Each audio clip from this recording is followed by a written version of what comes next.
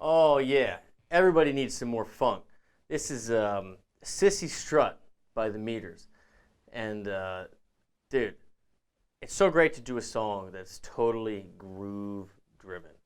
And if your band doesn't do a song that's totally groove driven, this is a great one to do. It is funk groove 101.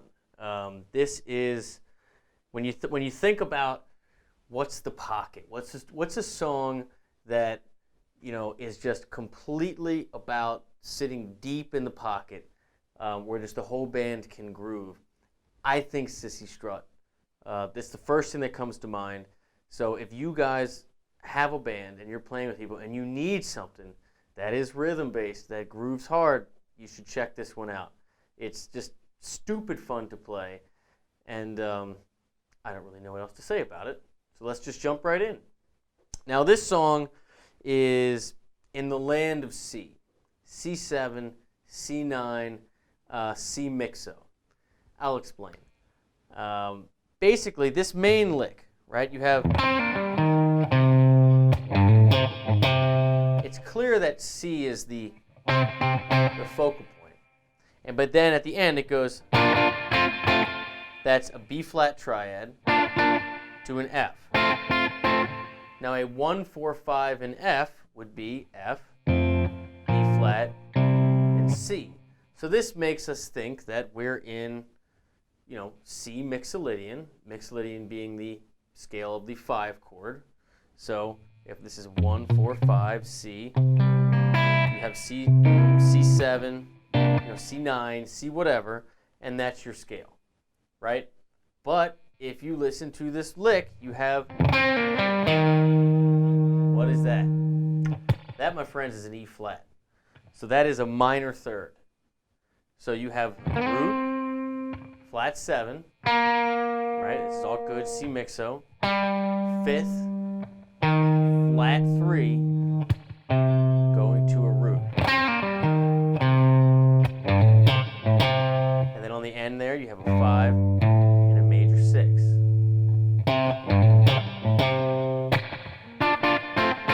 Again, followed by a B flat and then an F.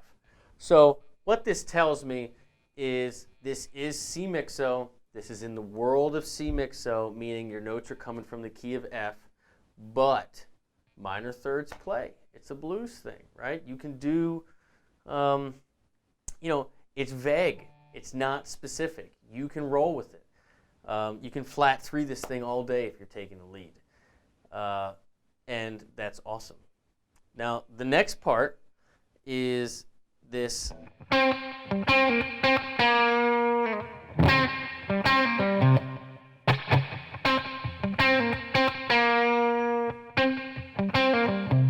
Now, this is all just a play between the root, flat 7, 5th, and your lower root. So.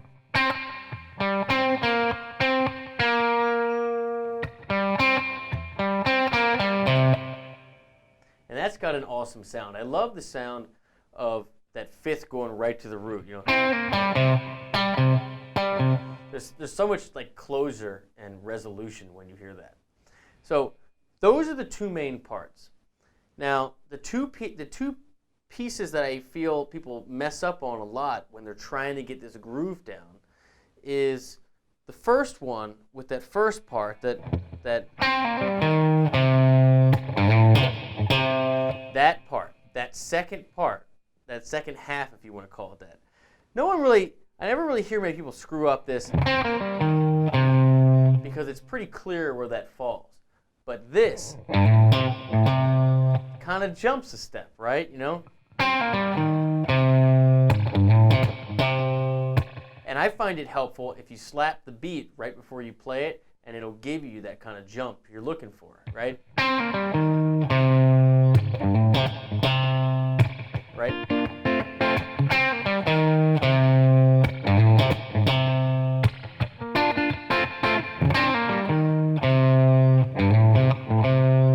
And it kind of sounds funky too.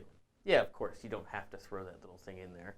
But I feel like that's a good marker. If you're having trouble figuring out where that comes in, like if your beat, right?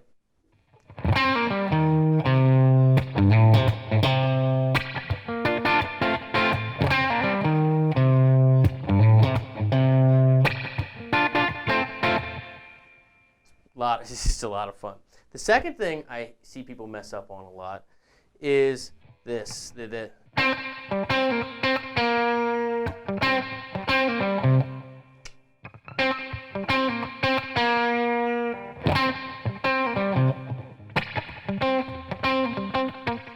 It's that they add in that extra fifth in there.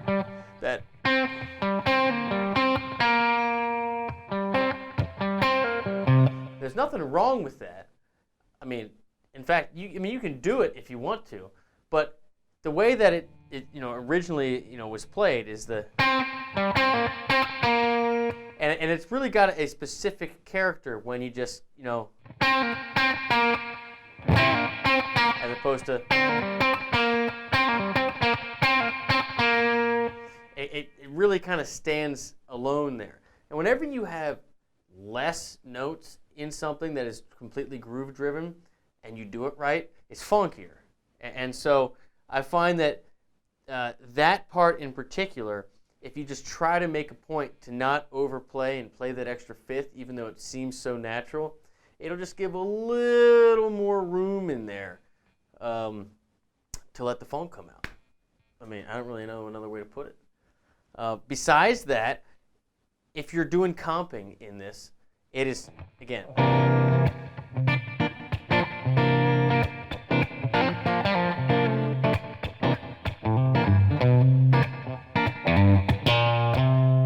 C9, C7.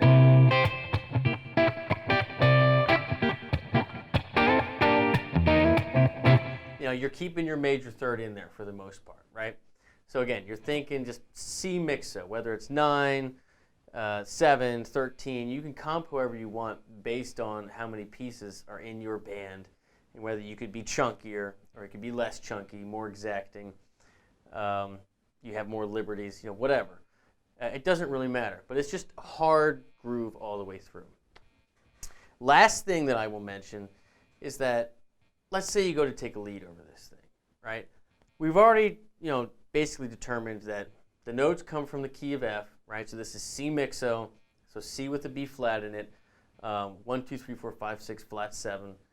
But the E flats play, the flat 3s play. It's got that blues thing. The main riff comes, even though it's over, a C7 that has an E in it, right? That vibe.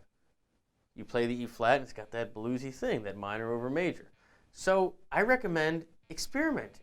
Go back and forth between the two and see what makes sense.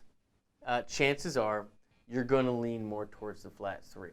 It just seems to go with the funkiness of the tune a little better. Again, there's no right or wrong, because especially if you're soloing over the comping part, right? There's going to be an E in that. So it's not like you can't play an E, because it's totally going to work. But if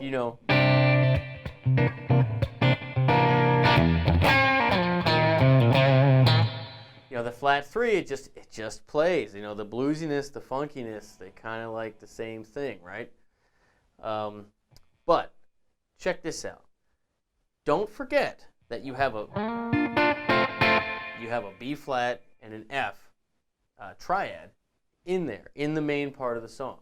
So when you're taking leads, it might behoove you to throw a little B flat or a little F in there, just to sprinkle, just to give the listener enough to know that, that's still in there, right? To really solidify that it's, C mixo and not just a C vamp, just a little something extra. They'll pick up on it even if they don't know. And it gives you something a little more interesting to kind of mess around with. So that's Cissy Strut. The key to this song, again, all rhythm, all groove. Don't get caught in the theory. Don't overplay. Don't think about it too much. Just lock in with the bass player and let the drummer drive the tune. Like all good funk, this is a drummer-driven groove entirely, right? It's about groove. It's about rhythm. Don't make it something it's not. And just have a ball with it. This is, like I said, this is Funk 101. This is Groove 101. And when it comes to the funk, I mean, you just can't groove any harder, than the Meters, Cissy Strut. So learn it. You'll be happy you did. And that's it. So thank you. And if you like this lesson, these style lessons, please check out my other ones. Please subscribe. It helps me out a lot. And if you haven't yet, check out all the good stuff over at guitargate.com. We got a PRS giveaway coming up soon, so make sure you keep your eyes peeled for that one. So enjoy playing some Cissy Strut.